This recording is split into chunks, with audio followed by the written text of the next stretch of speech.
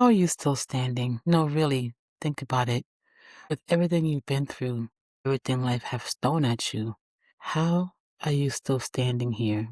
Still trying, still showing up. You don't even know how do you? You just woke up today and kept going again. That's not a weakness. That's not just survival. That's power. And today we're going to talk about how to take that power you're already using just to get through the day and turn it into something intentional, something that builds a life you actually want. We're talking about the four pillars: attitude, self-worth, gratitude, and legacy, but not in the way you've heard before, not as four things you have to try to fix about yourself, but as four places where you already have more power than you realize, and where one small shift can change everything. Here's what I know about you. You're tired, but you're still here.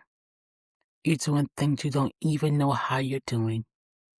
You're making moves, you're showing up, you're holding it together, even when it feels like everything's falling apart. And somewhere in all of that, you caught a speck of sunlight. Maybe in a moment of clarity, maybe in a conversation.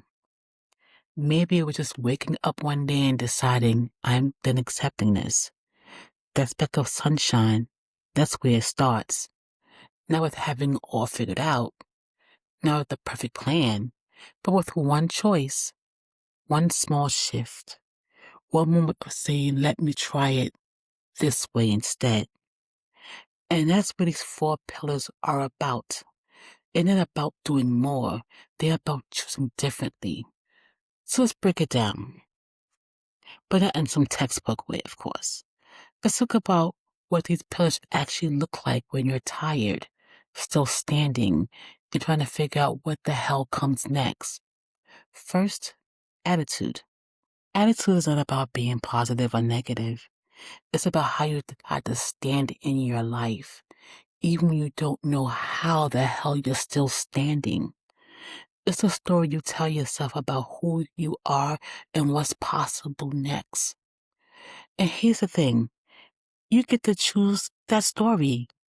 Maybe the story you've been telling yourself is, I'm not enough. I don't know what I'm doing. Barely holding on. But what if I told yourself a different story? What if you said, I'm still here and I'm still trying? That means a lot. That's the posture shift. That's attitude. And here's the real question. What if the way you're standing right now, tired, confused, but still here, is actually stronger than you think? Because your power isn't just about you feeling good. It shapes everything that comes next. It shapes your self-worth. Self-worth is knowing you matter, not because of what you accomplish, not because of who you look like, not because of who approves of you, but because you exist. You hear me? Because you exist. And here's what most people don't even want to tell you. Your attitude shapes your self-worth. If your attitude is, I'm barely holding on, your self-worth will be what reflects that.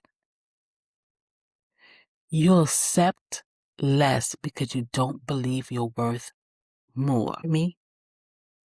But if your attitude is, I'm still here and that matters, your self-worth starts to rebuild. You start setting boundaries. You start protecting your peace. You start saying, I deserve better than this. So here's another question I want you to sit with. What would change if you stopped negotiating with your own value? If you just decided, I'm worth respect, I'm worth rest, I'm worth peace, period. And when your self-worth shifts, your gratitude shifts too. Gratitude is not about being thankful for scraps. It's not about saying I'm blessed when you're really exhausted and resentful.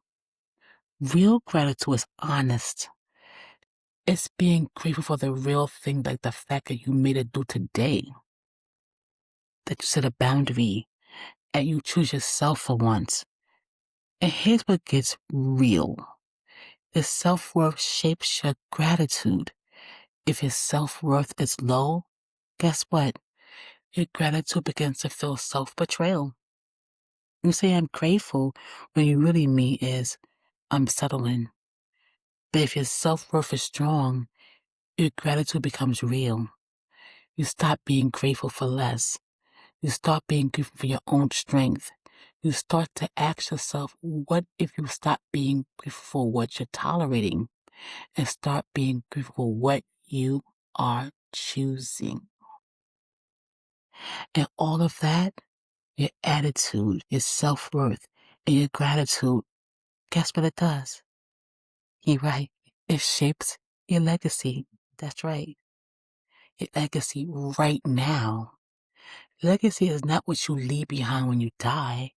Legacy is what you're building right now with every choice, every boundary, every word.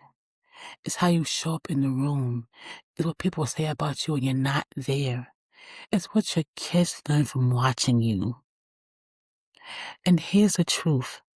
Your attitude, self-worth, and gratitude are shaping your legacy every single day. If your attitude is, I'm barely holding on, your legacy will reflect that. You'll be remembered as the woman who survived, but barely. But in your attitude, I'm still here and I'm building something, your legacy will completely be different. You remember as the woman who didn't just survive. She chose, she built, she stood, period. So here's the question. What if your legacy isn't about what you achieved, but about how you stayed in the middle of the mess? Now here's how all of this connects. These 4 pillars, remember, attitude, self-worth, gratitude, legacy, they're not separate. They work as a cycle, hand in hand and hand in hand. Your attitude shapes your self-worth.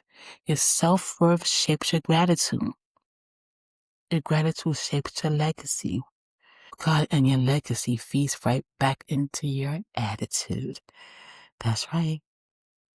Your attitude will be very different as your legacy. And the most important thing, you can interrupt that cycle at any point and start building something new. You don't have to fix everything. You have to just make one choice, one small shift, one moment of trying it in a different way. That's it. Remember that one speck of sunshine, that different route, one decision to choose your own story than accepting the default. And from that one choice, everything else starts to shift. Let me give you an example. I work with a woman. We call her Renee. Renee was exhausted.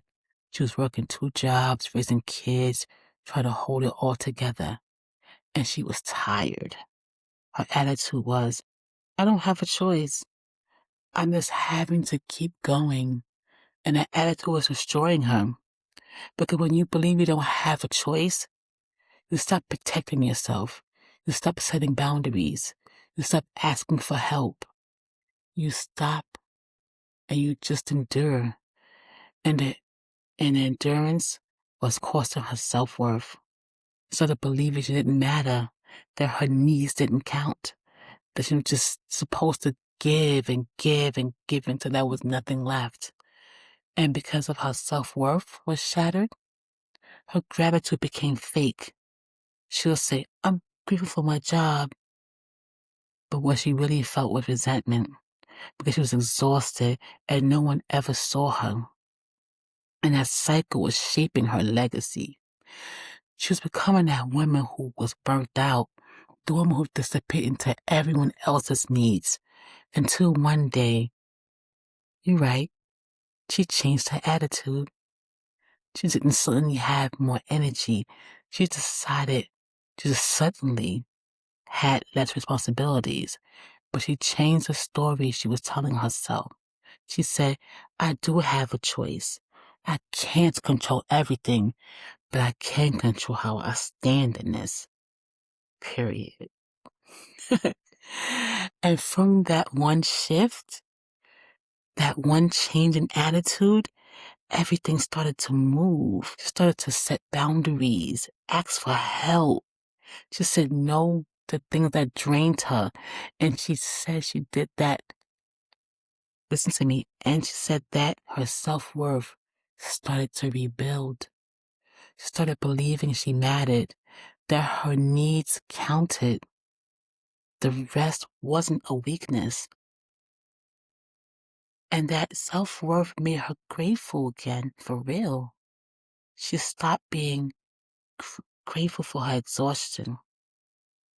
She started building grateful for rest, for support, for her own courage to choose differently. And that authentic gratitude is shaping a completely different legacy. Now she's teaching her kids that boundaries are healthy, asking for health is strength, as you can love people and take care of them, and then take care of yourself. That's what one attitude shift can do. It doesn't fix everything overnight, but it starts the cycle moving in a different direction. So here's what I want you to sit on. What's one thing you're already doing right now, today, that you didn't think you can do? Maybe it's showing up. Maybe it's setting a boundary. Maybe just making it through the day. That's power. You're already using it. Now ask yourself, what would change if you use that power intentionally? If you choose your next move instead of you reacting? What if you, instead of saying, I have to do this, you said, I'm choosing to do this? What if instead of you saying, I don't know how I'm doing this, you said, I'm doing it because I decided to keep going? That's attitude. That's self-worth. That's gratitude. That's legacy. And it's all starting in one choice. So what are you choosing today? Just empowerment click. Bob check.